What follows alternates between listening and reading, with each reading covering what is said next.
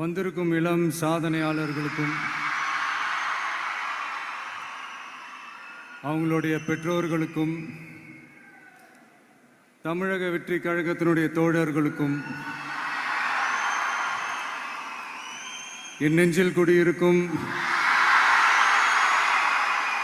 நண்பா நண்பிகள் உங்கள் அனைவருக்கும் மீண்டும் என்னுடைய பணிவான வணக்கங்கள்.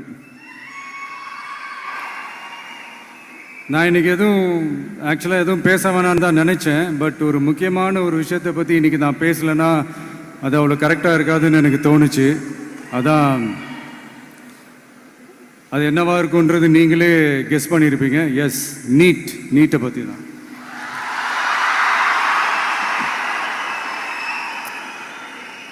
இந்த நீட்டுன்றது பார்த்தீங்கன்னா நம்ம தமிழ்நாட்டில் இருக்கிற மாணவ மாணவிகள், குறிப்பாக கிராமப்புறத்தில் இருக்கிற ஏழை எளிய பிற்படுத்தப்பட்ட, மிகவும் பிற்படுத்தப்பட்ட மற்றும் தாழ்த்தப்பட்ட வகுப்பினை சேர்ந்த இந்த மாணவ மாணவிகள் எல்லாருமே ரொம்பவும் பாதிக்கப்படுறாங்கன்றது தான் ஒரு சத்தியமான ஒரு உண்மை. இந்த நீட்டை பற்றி ஒரு பிரச்சனையாக நான் பார்க்குறது என்னென்னா, ஒன்று இந்த நீட் இந்த மாநில உரிமைகளுக்கு எதிரானதாக இருக்குது. நீங்கள் 1975க்கு முன்னாலே பார்த்தீங்கன்னா இந்த கல்வி மாநில பட்டியலில் தான் இருந்துச்சு. உங்கள் எல்லாருக்குமே தெரிஞ்ச ஒரு விஷயந்தான். அதுக்கப்புறமா தான் அது ஒன்றிய அரசு வந்ததுக்கப்புறம் அது பொது பட்டியலில் அது சேர்த்தாங்க. எனக்கு தெரிஞ்சு அதுதான் ஒரு முதல் பிரச்சனையாக ஒன்று ஸ்டார்ட் ஆச்சு. ரெண்டாவது பார்த்தீங்கன்னா, ஒரே நாடு, ஒரே பாடத்திட்டங்கள், ஒரே தேர்வு. இது பேசிக்காகவே அந்த கல்வி கற்கும் அந்த நோக்கத்திற்கே ஒரு எதிரான ஒரு விஷயமா நான் அதை பார்க்குறேன். ஒவ்வொரு மாநிலத்துக்கு ஏற்ற மாதிரி அந்த பாடத்திட்டங்கள் இருக்கணும். இது நான் மாநில உரிமைகளுக்காக மட்டுமே நான் கேட்கல. நீங்கள் பார்த்தீங்கன்னா அந்த கல்வி முறையில் பல்வேறு கண்ணோட்டங்கள், பல்வேறு பார்வைகள், டிஃப்ரெண்ட் பர்ஸ்பெக்டிவ்ஸ்னு ஒன்று சொல்லுவாங்க இல்லையா, அப்படி அதுக்கு ஒரு முக்கியத்துவம் கொடுக்குற ஒரு விஷயமா அது இருக்கணுன்றதான் என்னுடைய பார்வை. Diversity is a strength, it is not a weakness. பன்முகத்தன்மை அப்படிங்கிறது அது ஒரு பலமே தவிர பலவீனம்னு சொல்ல முடியாது. இதில் இன்னொரு முக்கியமான ஒரு விஷயம் என்னென்னா, மாநில மொழியில் படிச்சுட்டு, ஸ்டேட் சிலபஸில் படிச்சுட்டு, என்சிஇஆர்டி சிலபஸில் தேர்வு வச்சா அது எப்படிங்க? அதுவும் கிராமப்புறத்தில் இருக்கிற மாணவ மாணவிகள், அதுவும் அவங்களுடைய மருத்துவ படிப்புக்கு கொஞ்சம் யோசிச்சு பாருங்கள், இது எவ்வளோ ஒரு கடினமான ஒரு விஷயம்னு. மூணாவது நான் பார்க்குற ஒரு பிரச்சனை என்னென்னா, போன மே மாதம் 5ஆம் தேதி அந்த நீட் எக்ஸாம்லாம் நடந்துச்சு. அதில் சில குளறுபடிகள்லாம் நடந்ததா நம்ம நிறைய அந்த செய்திகள்லாம் பார்த்தோம், படித்தோம் இல்லையா. அதுக்கப்புறமே என்ன ஆயிடுச்சுன்னு பார்த்தீங்கன்னா, அந்த நீட் தேர்வுக்கு மேலே இருக்கிற அந்த நம்பகத்தன்மையை மக்கள் மத்தியில் சுத்தமாக போயிடுச்சு. இனிமேல் நாடு முழுக்க அந்த நீட் தேர்வே தேவையில்லை அப்படிங்கிறத இந்த செய்திகள் மூலிமா நாம் எல்லாருமே புரிஞ்சுக்கிட்ட ஒரு விஷயம். சரி, இதுக்கு என்னதான் தீர்வு அப்படின்னா, நீட்டு விலக்கு தான் இதுக்கு உடனடி தீர்வு. நீட்டு ரத்து கோரி தமிழக சட்டமன்றம் கொண்டு வந்திருக்கிற அந்த தீர்மானத்தை நான் மனப்பூர்வமாக வரவேற்கிறேன்.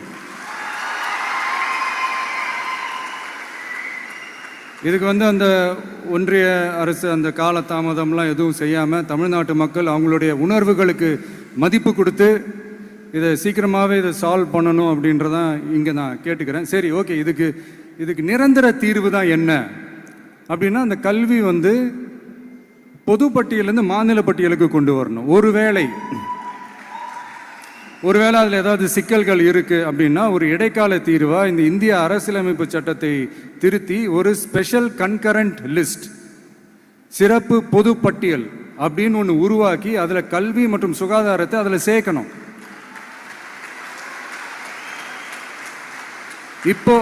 இப்போ இருக்கிற அந்த பொது பட்டியல் என்ன ஒரு பிரச்சனை அப்படின்னா, நீங்கள் அந்த துறைகள்லாம் பார்த்தீங்கன்னா மாநில அரசுகளுக்கு என்னதான் அதில் அதிகாரம் இருந்தாலும் அது முழுக்க ஒன்றிய அரசினுடைய கட்டுப்பாட்டில் தான் இருக்குது.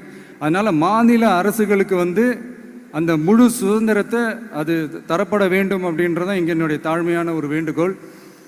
ஒன்றிய அரசு அவங்களுடைய கட்டுப்பாட்டில் இருக்கிற ஒரு சில இந்த மெடிக்கல் காலேஜஸ்லாம் இருக்குல்ல, எய்ம்ஸ், ஜிப்மர், பிஜிஐ, இந்த மாதிரி நிறுவனங்களுக்கு வேணால் அவங்க அந்த நீட் எக்ஸாம் நடத்தணும்னா நடத்திக்கலாம். பட் இங்கே வந்து அந்த பிரச்சனை என்னன்னா, இது வந்து என்னுடைய ஒரு சஜஷன் தாங்க. இது நடக்குமா? உடனே நடக்காதுன்னு எனக்கு தெரியும். அப்படியே நடந்தாலும் அதை நடக்க விட மாட்டாங்கன்னு எனக்கு தெரியும். ஸோ அதனால் இந்த சந்தர்ப்பத்தில் என்னுடைய சஜஷனை வந்து உங்ககிட்ட அதை நான் பகிர்ந்துக்கணும்னு ஆசைப்பட்டேன். இதுதான் என்னுடைய தனிப்பட்ட ஒரு கருத்து நீட்டை பற்றி. ஸோ மற்றபடி வேறு ஒன்றும் இல்லை. வந்திருக்கிற என்னுடைய friends, learning is fun, education is celebration. ஜாலியாக படிங்க, ஸ்ட்ரெஸ் எல்லாம் எடுத்துக்காதீங்க. இந்த உலகம் ரொம்ப பெருசு, ரொம்ப ரொம்ப பெருசு. ஆப்பர்ச்சுனிட்டிஸ் அவ்வளோ இருக்கு, அவ்வளோ கொட்டி கிடக்கு. அதனால் ஏதாவது 1-2 மிஸ் பண்ணாலும் எதுவும் ஃபீல் பண்ணிடாதீங்க. அப்படின்னா கடவுள் வந்து இன்னொரு பெரிய ஆப்பர்ச்சுனிட்டி உங்களுக்காக வச்சுட்டு காத்துக்கிட்டு இருக்கிறாருன்னு அர்த்தம். அது என்னன்னு தேடி கண்டுபிடிங்க. கான்ஃபிடென்ட்டாக இருங்க, நல்லதே நடக்கும். வெற்றி நிச்சயம், வெற்றி நிச்சயம். மீண்டும் சந்திக்கும் வரை நன்றி, வணக்கம்.